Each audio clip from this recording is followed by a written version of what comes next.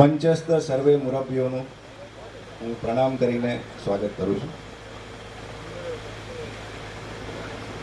હું બહુ નાનો છું આ બધાની સામે, અને વનરાજસિંહજીએ મને જે અહીંયા ઊભો કર્યો છે એના માટે હું એમનો આભાર વ્યક્ત કરું છું.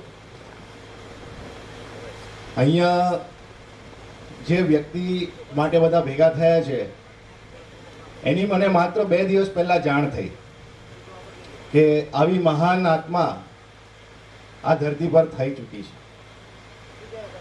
અમને ઇતિહાસમાં રસ છે અને અમે આ ઇતિહાસ પણ ફંફોડીશું અને આ ઇતિહાસ પણ તમારી સમક્ષ સિનેમાના પડદા ઉપર લાવીશું એવો પ્રયત્ન અમે કરીશું.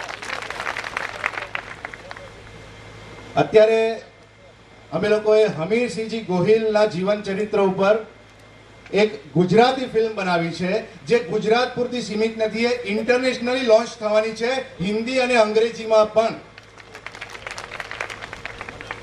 અને હમીરજીનું જીવન ચરિત્ર જ્યારે મેં વાંચ્યું ત્યારે હું એક રૂમમાં એકલો બેઠો હતો.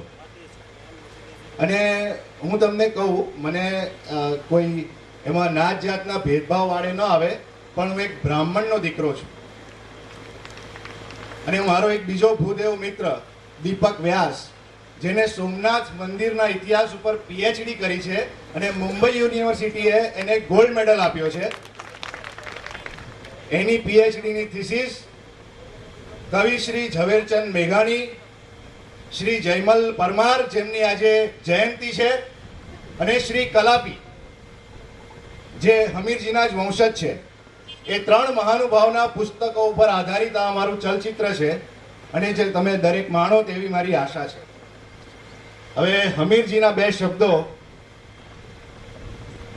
હમીરજીને બધાને ખબર છે કે એમના ભાભીએ મેણું માર્યું હતું,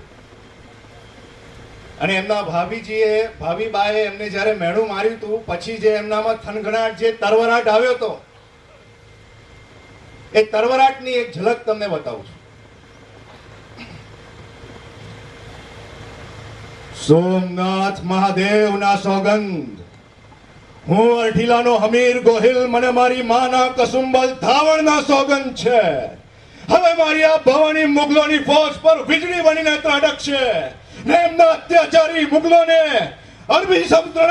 અરબી સમુદ્રમાં વિસર્જિત કરીને સંપૂર્ણ હિન્દુ સામ્રાજ્યનો ભગવો ઝંડો સોમનાથના મંદિર પર ફરકાવીશ. ને માટે હું હમીર ગોહિલ મારું મસ્તક સોમનાથ દાદાના ચરણોમાં અધેરતા કમળ પૂજા કરતા પણ અચકાઈશ નહીં. ભલે કોઈ આવે ન આવે મારી સાથે, પણ હું જઈશ સોમનાથની સખાતે. હર હર મહાદેવ.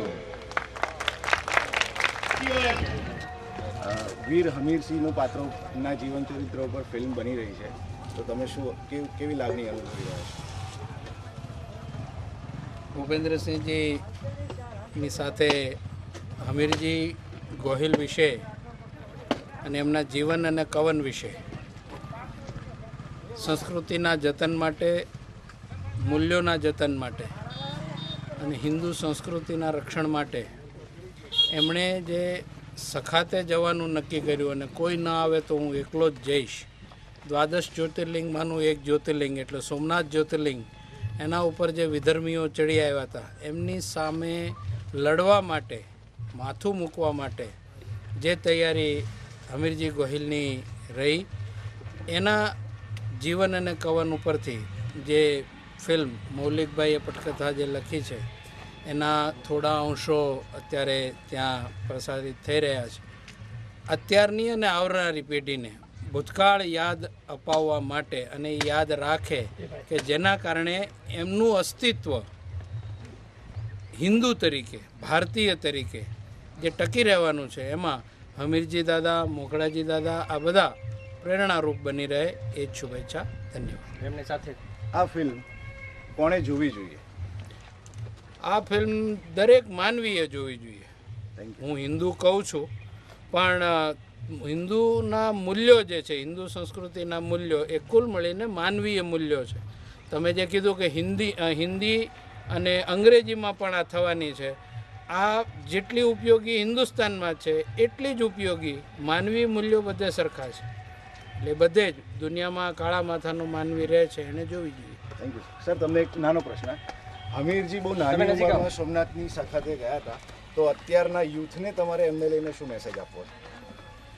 આઝાદી પહેલાં દેશ માટે મરવાની હોડ હતી, દેશ માટે ફના થવાની હોડ હતી. આજે ઉલટું થઈ ગયું છે. એ યુવાન જો અમીરજીની ફિલ્મ જોવે, મોખડા દાદાની ફિલ્મ જોવે, એનો ઇતિહાસ વાંચે તો કદાચ એવું બને કે એમાંથી એને પ્રેરણા મળે. આજનો યુવાન માર્ગદર્શન નથી એટલા માટે ચલિત થયો છે. એને જો યોગ્ય દિશામાં વાળવામાં આવે અને માર્ગદર્શન મળે તો આ એ જ યુવાન છે જે ભગતસિંહ કરી બતાવ્યું છે, રાજગુરુએ કરી બતાવ્યું છે. આજનો યુવાન પણ ચોક્કસ એવું જ કરી બતાવે દેશ માટે, સમાજ માટે. એને યોગ્ય માર્ગદર્શન મને લાગે છે કે તમારી ફિલ્મ પૂરું પાડશે. Thank you sir. એટલે હમીરજી આજના યુવાનોને પ્રેરણા આપે. દેશ માટે જીવતા શીખવશે. Thank you sir. Thank you very much.